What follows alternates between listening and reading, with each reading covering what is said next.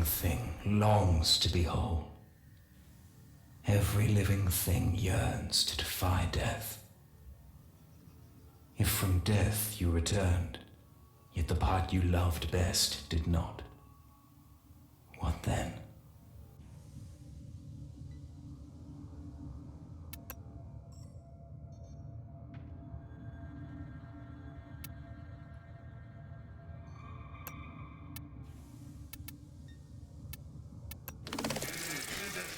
My name is Sigor, Savah, morphology specialist with Nef Anyo's Venusian terraforming expedition.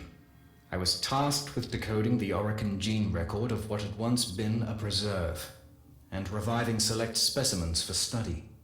This is an account of my encounter with lifeform VK7, a larger-than-average Kavat specimen possessed of atypical behavioral characteristics. Specimen VK7, unlike the others, did not come from a gene record. She was found, frozen, in a sealed closet close to the environmental control station. Her unassuming tomb for millennia. Here, then, was an intact example of Orokin-era fauna. I was Corpus, a scientist second and a businessman first. VK7, an Orokin strain Kavat of unusual size and patterning. Well, I could think of several members of the nobility who would pay a fortune for such a thing, enough to buy a handsome slice of any planetoid of my choosing.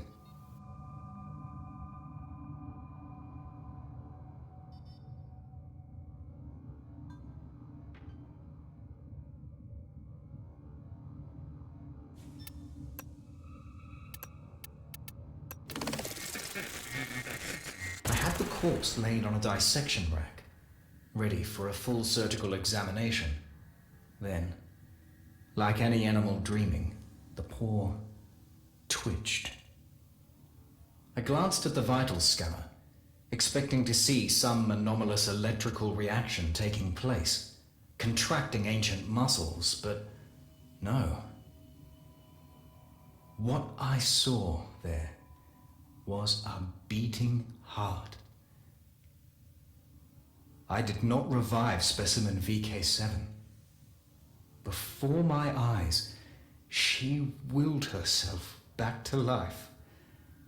It was the most beautiful thing I had ever seen. Some speak of feeling a connection to something greater than themselves, to which I laughed, as any right-thinking corpus would. Life is profit, profit is life. But in that moment, watching that animal claw her way out of death's dark pit, though I did not admit it to myself, something in me was forever changed.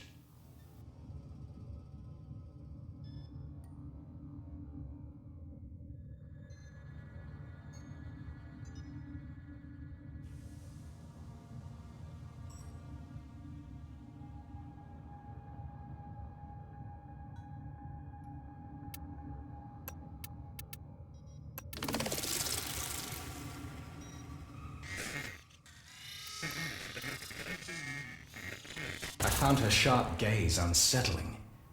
The way she would watch my every move from her cage unnerved me.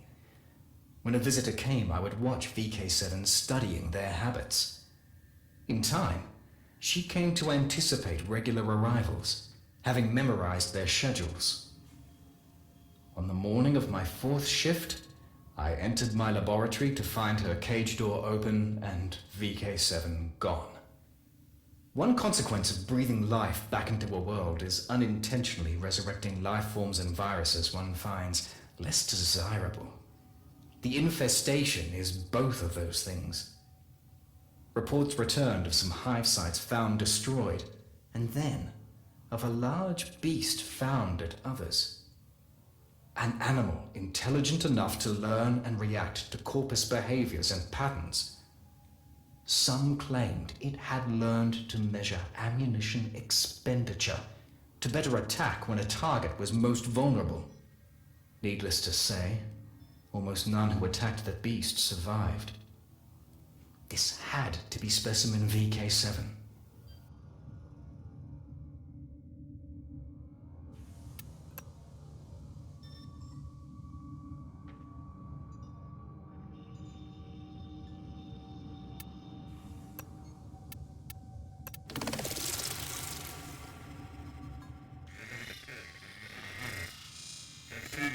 I left to join with a flamer team already deployed to a nearby hive.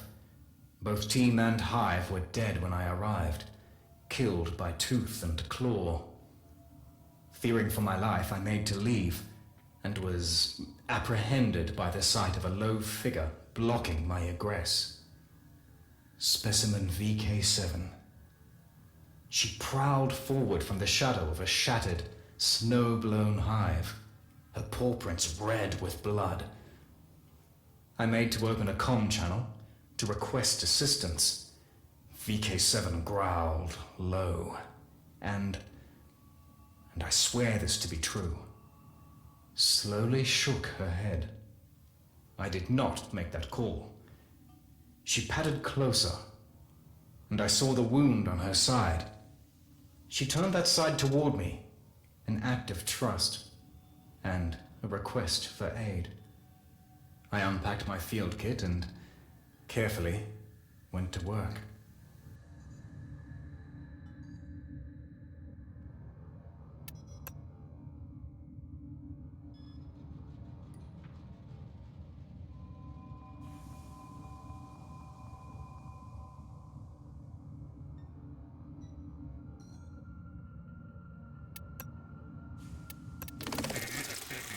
I did not report my experience with specimen VK7. I could not admit why then, but now I can tell you. I felt it would have violated a trust. There I was, a morphology specialist, sworn to the Corpus Empire, and yet, for reasons entirely illogical, I placed loyalty to a wild animal above my life oath, and every doctrine that values self-interest above charity. But keep that confidence I did. I think that is why VK7 brought me the hand.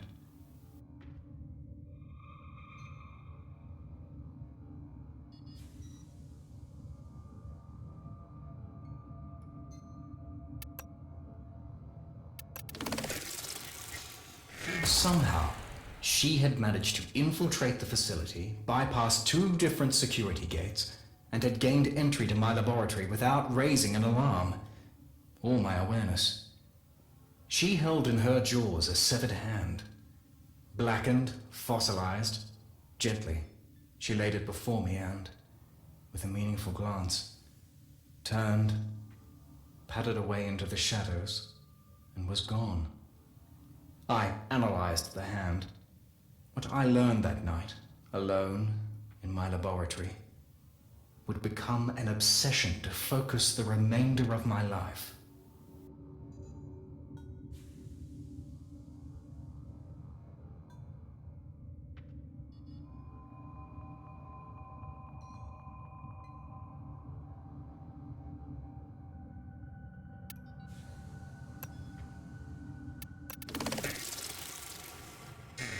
The hand was of Orokin construction, emphasis on that last word.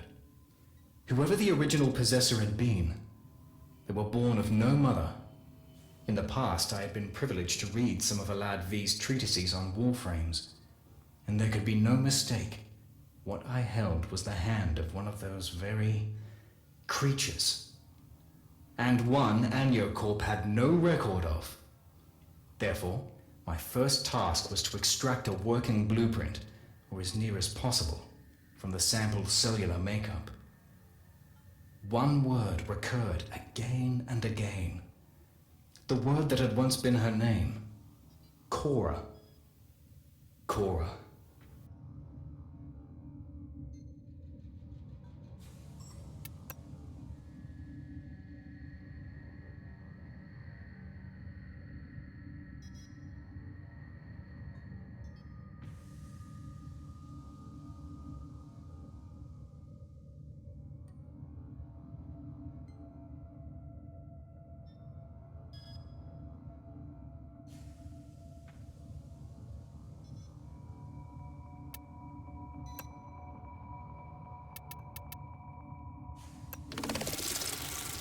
was convinced. Specimen VK7 wanted Cora resurrected. Why else bring the hand to me? Why trust me with this sole remaining piece of a lost Orokin warrior? The evidence of such rich, nuanced cognition on the part of an animal. That was the real treasure here. The value of which, I knew, would be lost on my superiors. VK7 would be hunted down and, at best, captured for testing. At worst, well. Therefore, I told them none of this. To no avail.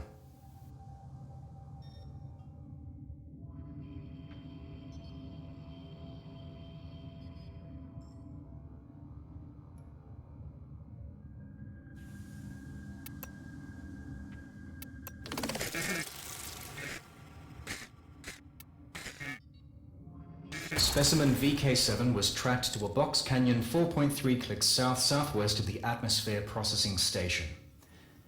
The horror of the hives, as she had come to be known, had been deemed unworthy of study, and was to be destroyed in her lair. I positioned myself at the entrance to her cave home and waited. To doom myself in the name of some imagined ideal. My own voice screamed in my head. What are you doing? What are you doing? Once, not so long before, I was a man who would have sold this animal for profit. Now I stood in the freezing cold, surrendering all I had for... some would say nothing. I would say... something greater than myself. They came, picking their way through the snow, heads bowed, pushing against a numbing, slashing wind that froze skin and carried my voice to them. I begged them to stop, pleading VK7's case, with a bomb in my hand. It went about as well as you'd expect. They did not listen. Numsol is employed, traditionally, as an animal tranquilizer, but converts to an aerosol easily enough. The canister rolled from my fingers and erupted in a geyser of brown-green gas, thrown towards the hunters by that roaring wind, bathing them. I am a better scientist than saboteur. Their respirators dealt with the Numsol as handily as every other contaminant, and I was promptly arrested. But VK7 did escape. I achieved that much.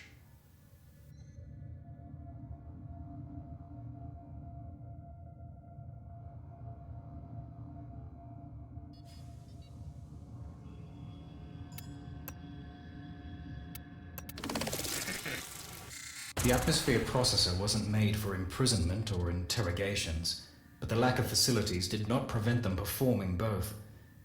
Bound and beaten in maintenance closet A5, I told them everything. It doomed me. Zil, the oxygen tech from Reclamation 3, had a previous career in psychological operations for some branch of the military. Therefore, he had been selected to administer to me, to interview me and, ultimately, to execute me. Barrel pressed to my forehead, Zil said he would prefer it if I did not look at him.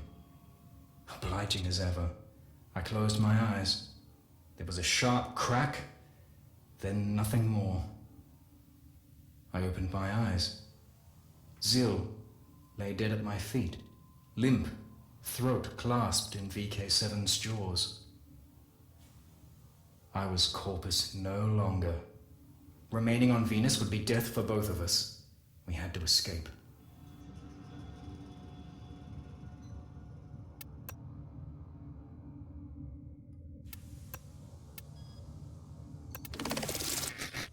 Together we made for an automated cargo relay, one that would ferry us anonymously to the hold of a Solaris rail tractor in geosynchronous orbit and away from Venus. How well she guided me, circumnavigating patrols and security cameras. But, inevitably, My former comrades calculated our likely destination and closed in rapidly. Plasma blasts lanced the air from both sides of the hangar. I bundled myself into the nearest open conveyor, bound for orbit. A waste of time, I knew. We had reached our means of escape, but had no hope of achieving it. Troopers and mowers closed in a classic pincer movement. Sparks and near misses flashed hot against my face. In moments, our conveyance would be destroyed, and us along with it. And my only thought was heartbreak for how badly I had failed her. In that final moment, VK7 did something that will stay with me for the rest of my days. With one of her meaningful glances, the last we would ever share, she reared up and activated the conveyor. My pod's door slammed shut, and outside my viewport, she leapt toward the enemy. Before I could select the release and free myself, the mag rails activated, and I was hauled out of the complex, skyward, and into orbit. Saved, leaving her behind.